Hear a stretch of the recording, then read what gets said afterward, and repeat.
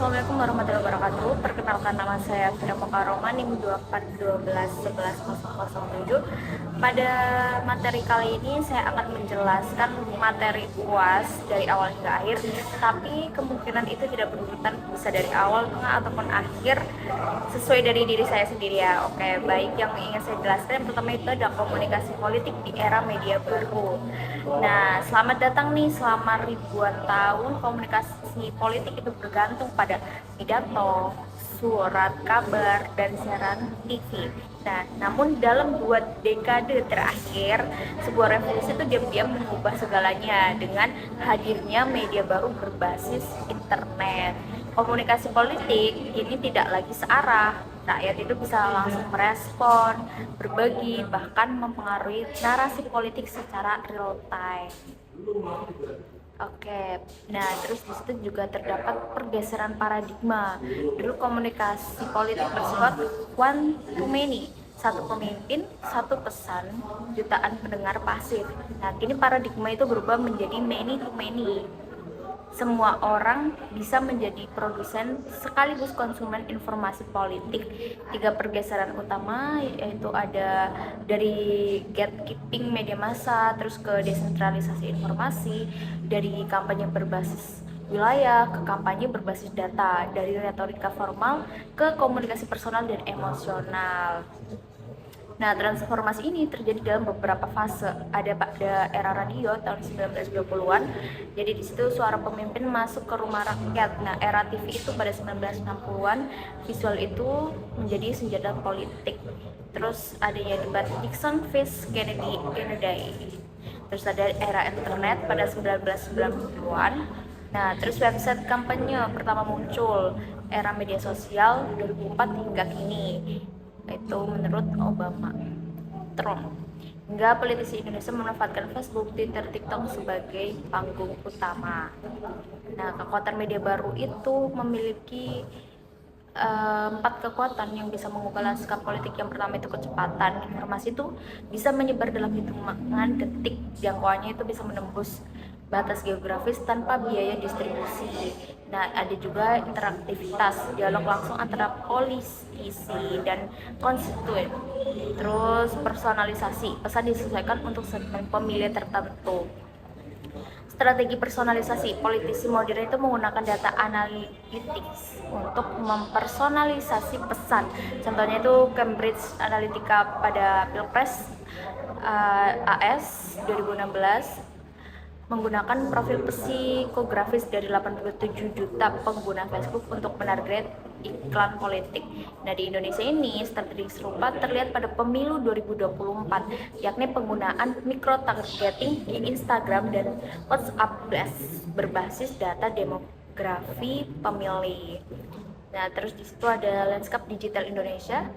Indonesia itu salah satu pasar digital terbesar di dunia. Ada 212 juta pengguna internet pada tahun 2023, 167 juta pengguna media sosial aktif. Platform terpopulernya itu ada YouTube, WhatsApp, Instagram, TikTok. Generasi Z, generasi Gen Z dan milenial itu 60%-nya pemilu 2024, yang membuat media baru sangat strategis dalam komunikasi politik Indonesia. Di sini juga ada risiko integritas informasi. Di balik kekuatannya, media baru itu membawa risiko serius, yakni adanya disinformasi. Berita palsu menyebar 6 kali lebih cepat dari berita benar. Itu dari MIT 2018. Terus adanya hoax politik. Nah, itu kan ada meme dan video manipulatif sebagai senjata kampanye hitam. Terus ada deepfake, video rekayasa AI yang bisa memalsukan pernyataan politisi. Indonesia masuk dalam 10 negara dengan tingkat misinformasi politik tertinggi di dunia. Nah, selanjutnya itu ada fenomena ruang gema atau echo chamber. Algoritma media sosial itu menciptakan ruang gema. Pengguna hanya melihat konten yang sesuai dengan keyakinan mereka. Akibatnya, polarisasi opini publik semakin tajam, kelompok yang berbeda pandangan sulit berdialog, dan serta adanya radikalisasi politik dipercepat oleh algoritma. Terus selanjutnya itu fenomena ini berbahaya karena demokrasi membutuhkan pertukaran ide yang sehat, bukan gelembung informasi. Nah, masa depan literasi digital itu bagaimana sih? Solusi jangka panjangnya itu adanya literasi digital yang kuat, kemampuan verifikasi fakta, fact checking, pemahaman cara kerja algoritma, kesadaran bias kognitif dalam konsumsi informasi, serta pendidikan politik digital di sekolah dan komunitas. Pemerintah, platform digital, dan masyarakat sipil harus berkolaborasi membangun ekosistem informasi yang sehat. Nah, kesimpulan dan pandangan masa depan, komunikasi politik di era media baru adalah pedang bermata dua, jadi yaitu memberdayakan rakyat sekaligus membuka ruang manipulasi. Kuncinya ada pada literasi, regulasi, dan etika digital. Masa depan demokrasi kita sangat bergantung pada seberapa cerdas kita sebagai warga, politisi, dan platform mengelola kekuatan media baru ini. Kayak selanjutnya itu next materi selanjutnya, metode modern dalam komunikasi politik. Bagaimana para politisi modern berkomunikasi tidak lagi hanya dengan orasi di lapangan, melainkan dengan data, algoritma, dan strategi digital yang canggih. Ya, di sini tuh ada peran internet dalam politik. Internet mengubah dimensi utama dalam politik. Yang pertama itu ada mobilisasi massa, gerakan sosial dapat diorganisir tanpa struktur formal. Nah, contohnya itu ada Arab Spring, gerakan reformasi di korupsi Indonesia. Nah, terus yang kedua itu ada penggalangan dana, atau di situ tuh contohnya ada crowdfunding politik, mendemokratisasi pendanaan kampanye. Nah, terus yang ketiga tuh ada agenda setting, dan di sini tuh bisa memaksakan isu ke agenda media arus utama. Definisi dan karakteristik media baru. Media baru itu punya 5 karakteristik hal. Yang pertama itu digital, semua konten dalam format linear. Terus yang kedua interaktif, pengguna bukan sekadar konsumen. Terus ketiga ada hipertekstual, jadi konten terhubung satu sama lain. Terus ada virtual, menciptakan ruang dan identitas baru. Dan yang terakhir, yang kelima ini ada networked, berbasis jaringan bukan distribusi sentral. Terus di situ ada interaksi langsung, CMC, Computer Mediated Communication, VIS tatap muka atau interaksi langsung. Nah, adanya kehangatan non-verbal, kepercayaan tinggi pada CMC itu, jangkauan luas, terdokumentasi, hemat biaya. Cuman ya minus atau negatifnya dari CMC itu potensi miskomunikasi, mudah dimanipulasi. Politisi itu efektif mengkombinasikan keduanya, hadir secara fisik di komunitas, lalu memperkuat pesan via digital. Terus ada evolusi kampanye politik dunia. Tonggak sejarah kampanye digital itu pada 2004 ada Howard Dean, pionir penggalangan dana online pada 2008, dan Obama, Yes We Can, first viral political campaign. 2016 ada Trump dan Brexit. 2024 TikTok and AI generated content menjadi norma baru.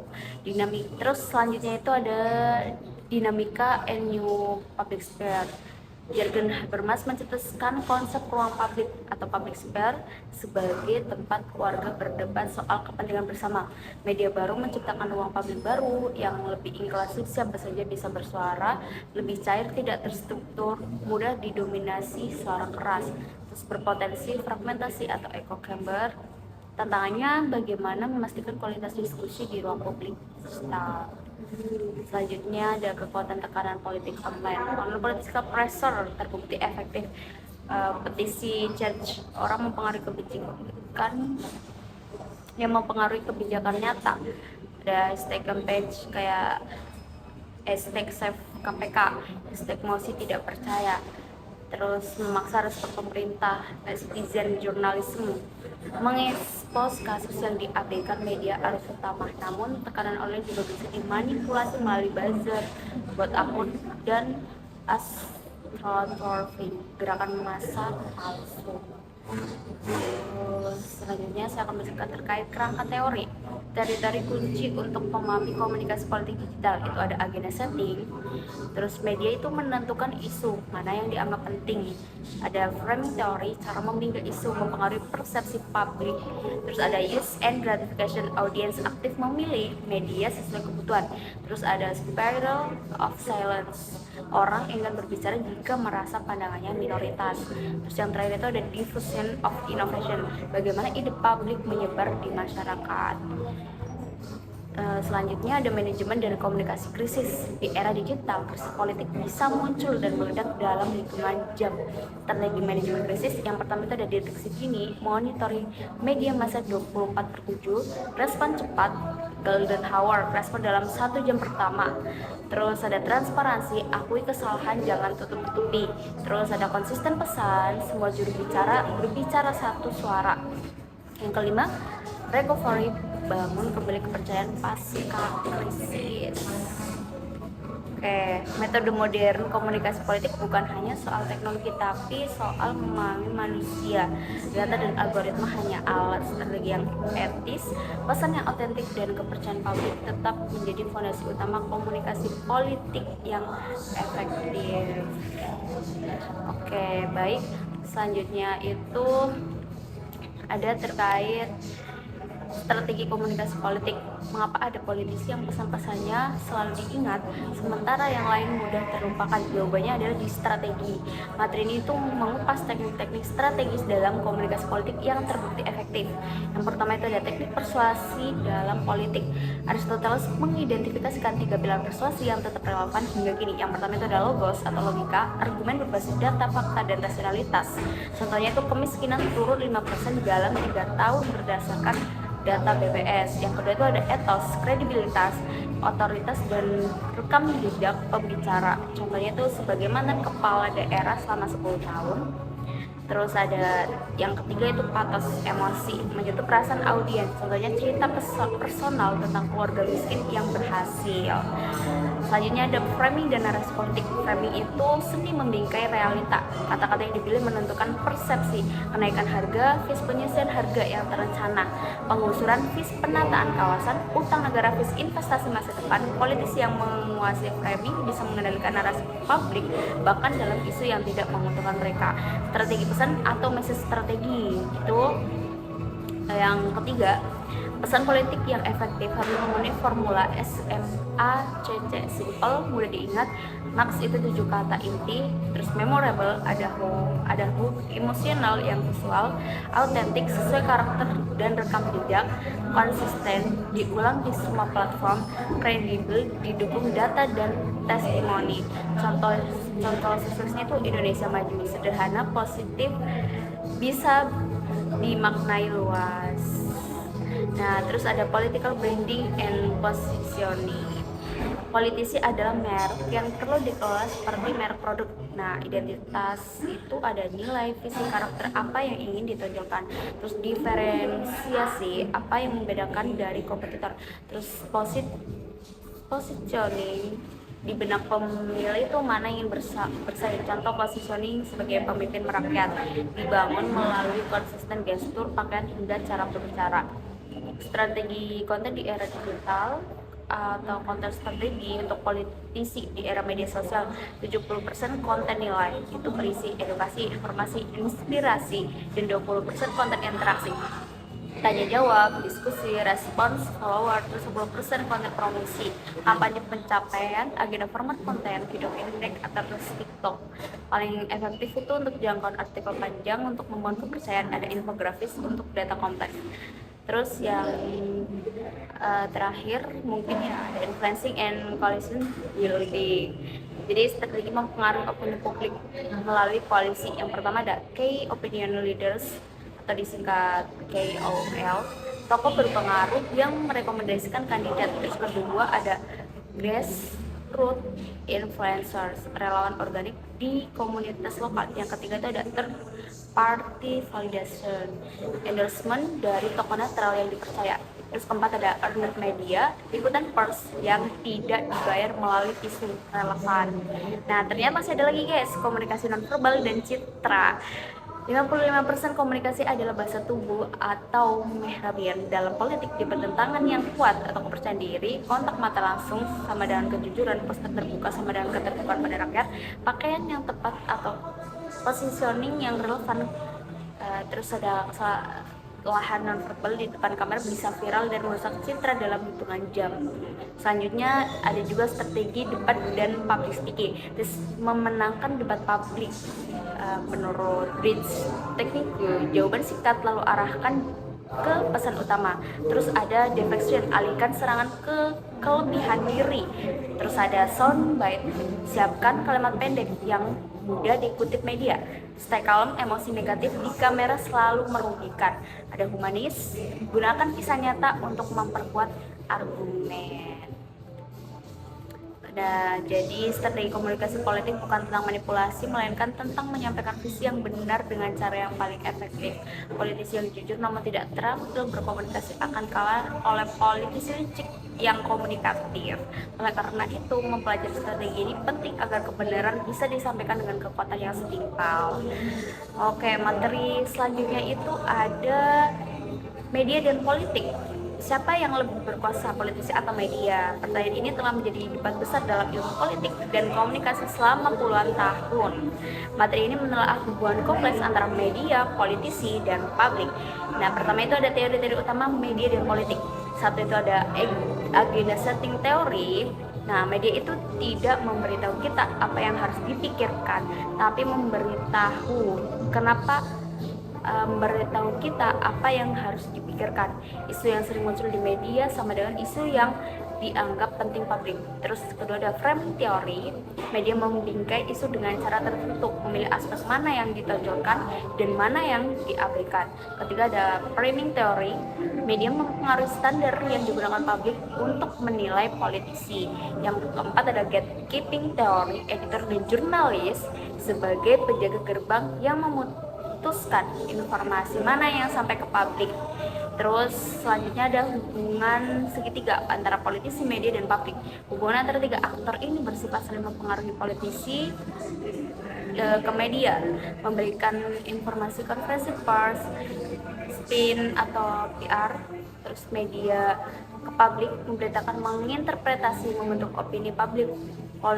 Terus ada juga publik ke politisi memberikan dukungan atau penolakan melalui opini dan voting.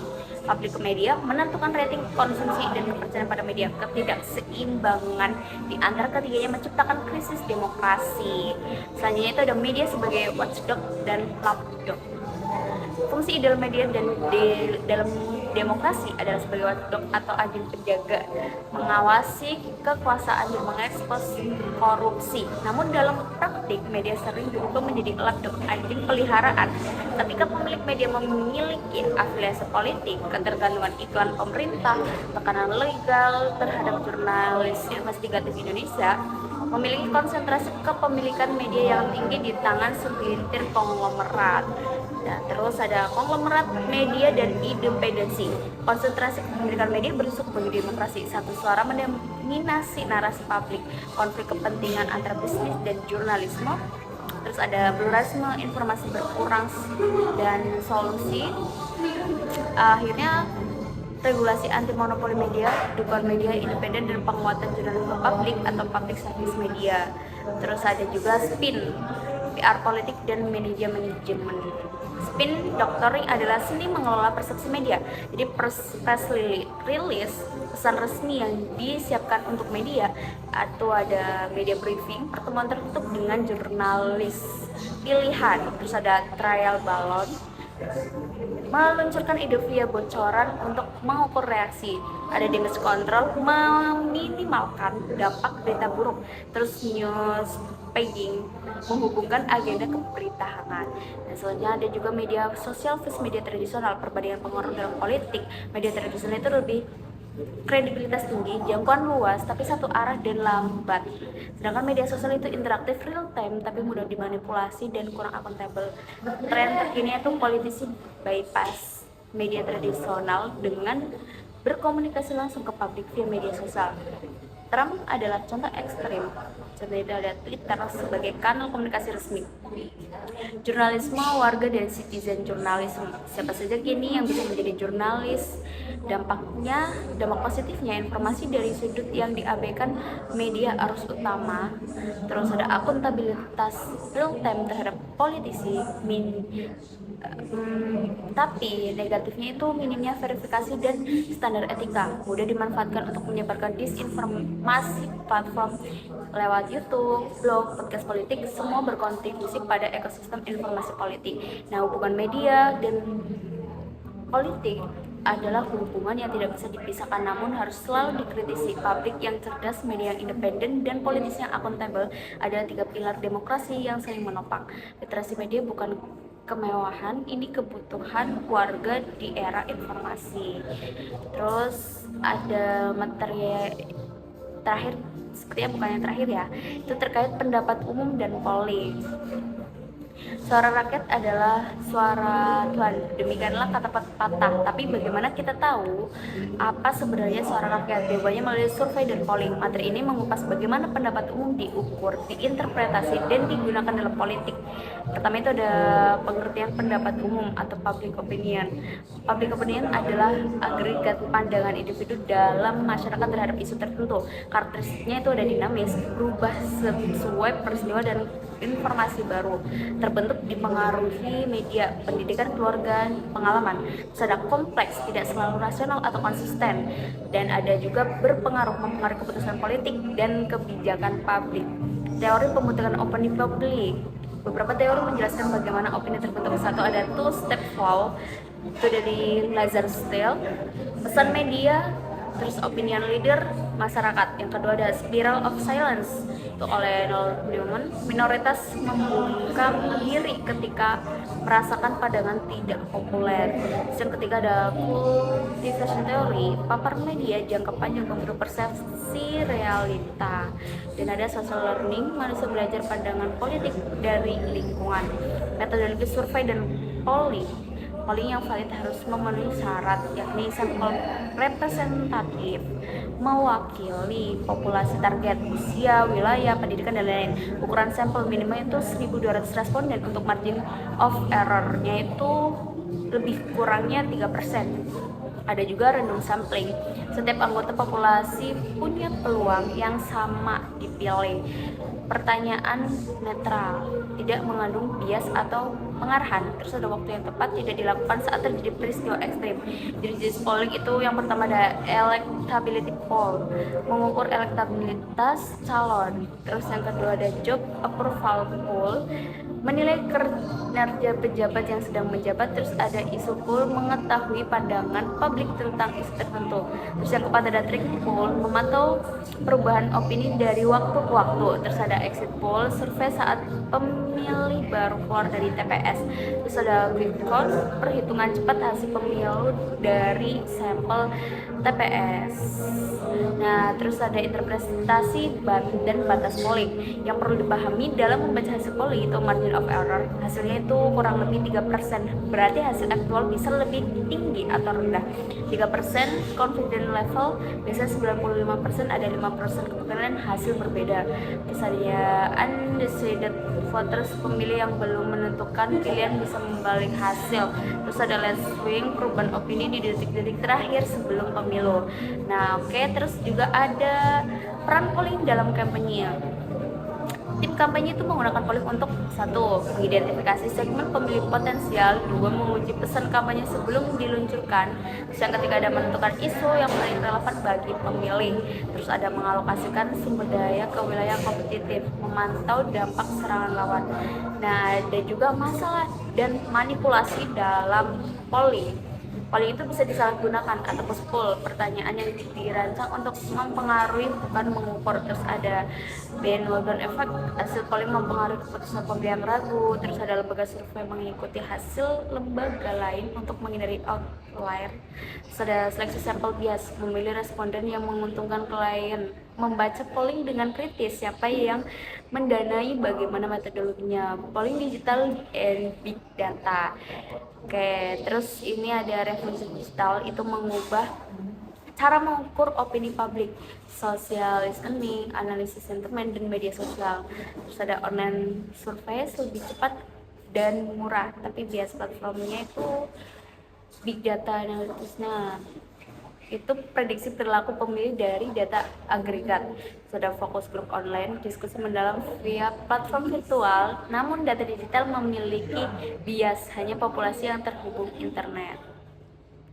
Oke, selanjutnya itu jadi polling adalah instrumen demokrasi yang powerful. Ia memberikan suara kepada mereka yang tidak berbicara langsung, namun ia hanya seakurat metodologinya dan seindependen pembiayaannya. Sebagai warga, kita perlu membaca polling dengan literasi statistik yang memadai, bukan sekadar menelannya mentah-mentah. Partai politik dan pemilu. Demokrasi tanpa partai politik itu ibarat jantung tanpa pembuluh darah. Partai politik adalah mekanisme utama bagaimana kepentingan rakyat diakomodasi, diperjuangkan dan diterjemahkan ke dalam kebijakan. Nah, materi ini membahas fungsi, dinamika, dan peran partai dalam pemilu. Terus ada definisi dan fungsi partai politik. Partai politik adalah organisasi yang memperjuangkan kekuasaan melalui mekanisme demokratis, menggabungkan kepentingan kelompok menjadi agenda publik, merekrut dan melatih pemimpin politik. Fungsi utamanya itu ada yang pertama itu ada agregasi kepentingan masyarakat, kedua ada artikulasi kepentingan ke kebijakan, ketiga ada rekrutmen dan sosialisasi politik, yang keempat mobilisasi pemilih, dan yang kelima itu ada integrasi nasional. Tipologi partai politik. Nah, berdasarkan ideologi, partai nasionalis berbasis identitas dan kepentingan nasional, partai berbasis agama itu nilai dan platform berangkat dari ajaran agama. Terus ada partai sosial, demokrat, kesetaraan, keadilan sosial negara, kesadaran terus ada partai liberal, kebebasan individu, pasar bebas, dan HAM. Ada partai konservatif, tradisi, stabilitas, kepentingan mapan di Indonesia. Lanskap partai mencampurkan dimensi nasionalis agama dengan kepentingan elit. Sistem kepartean, 3 sistem kepartean utama. Yang pertama itu ada sistem satu partai, otoritarianisme, contohnya itu Cina dan Korea Utara. Yang kedua itu ada sistem dua partai dominan bergantian. Ya, contohnya itu ada di US, itu Demokrat vs Republik. Yang ketiga itu sistem multipartai, banyak partai, koalisi diperlukan. Contohnya itu ada Indonesia dan Belanda dan lain-lain. Indonesia itu sistem multipartai yang kompleks, ada 18 partai di pemilu 2024.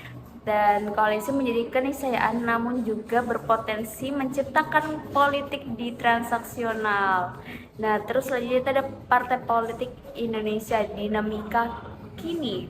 Karakteristik partai politik Indonesia kontemporer itu yakni personalisasi tinggi, partai sering identik dengan tokoh tertentu, dan ada elemen ideologi. Banyak partai berpindah koalisi tanpa alasan ideologis. Terus ada oligarki internal, keputusan terpusat di tangan elit partai, pendanaan tidak transparan, masalah klasik yang mendistorsi demokrasi. Terus ada generasi baru pemilih, kaum muda mulai menuntut partai yang lebih progresif. Oke, selanjutnya itu ada sistem pemilu. Jenis-jenis sistem pemilu yang pertama itu adalah first past the post atau FPTP, pemenang terbanyak menang langsung. Contohnya itu ada di UK. Nah, yang kedua itu ada proportional representation atau PR, kursi proporsional dengan perolehan suara. Contohnya itu ada di Indonesia. Dan yang ketiga ada mixed member proporsional atau MMP. Gabungan keduanya yakni itu biasanya ada di Jerman, Selandia Baru. Terus yang keempat ada two round system, putaran kedua jika tidak ada mayoritas absolut atau biasanya itu ada di Prancis. Nah, Indonesia ini sistem PR dengan daftar terbuka atau pemilih memilih kandidat, bukan hanya partai. Terus ada dinamika kampanye pemilu. Kampanye modern memiliki beberapa fase pra-kampanye. Nah, contohnya itu ada survei internal, pembangunan tim, penetapan strategi. Terus ada fase perkenalan. membangun kesadaran dan diferensiasi kandidat. Terus ada juga fase persuasi, meyakinkan pemilih yang masih ragu. Terus ada fase mobilisasi, menggerakkan pendukung yang sudah ada untuk memilih. Terus fase penutup serangan akhir, dan yang terakhir itu adalah GOTV, get out the vote. Pembiayaan politik, uang adalah bahan bakar politik. Semua pendanaan kampanye, iuran anggota partai, donasi individu, donasi korporasi atau diregulasi ketat di banyak negara. Dana publik atau subsidi negara untuk partai. Masalahnya politik, uang atau money politics merusak kualitas demokrasi. Nah, regulasi yang ketat namun penegakannya lemah adalah paradoks klasik di Indonesia. Nah, partisipasi pemilih dan golput, tingkat partisipasi pemilih mencerminkan kesehatan dan demokrasi. Faktor yang mempengaruhi, yang pertama itu kelebihan tingginya itu sistem muda, pendidikan politik baik, isu relevan, kepercayaan pada sistem. Nah, minusnya atau rendahnya itu apatis, tidak percaya, praktis atau banjir, jarak TPS-nya. Tidak ada pilihan yang memuaskan golput, bukan hanya kemalasan, sering merupakan sikap politik yang disengaja. Indonesia tingkat partisipasi relatif tinggi, berkurangnya minus 80% dibanding negara demokrasi maju. Nah, oke, ini yang terakhir ya, penutup partai politik dan pemilu adalah jantung demokrasi. Kualitas keduanya menentukan kualitas pemerintah yang kita miliki. Sebagai warga, kita memiliki tanggung jawab bukan hanya memilih sekali dalam 5 tahun, tapi aktif mengawasi, mengkritisi, dan terlibat dalam proses politik sepanjang waktu. Demokrasi bukan tujuan, ia adalah proses yang terus-menerus diperjuangkan. Nah, oke, penutup seluruh seri materi. Jadi kita udah menyelesaikan 6 modul komunikasi politik, dari teori hingga strategi, dari media hingga pemilu. Semuanya saling terhubung dalam ekosistem demokrasi yang kompleks namun vital. Nah, selamat belajar dan jadilah warga yang cerdas secara politik.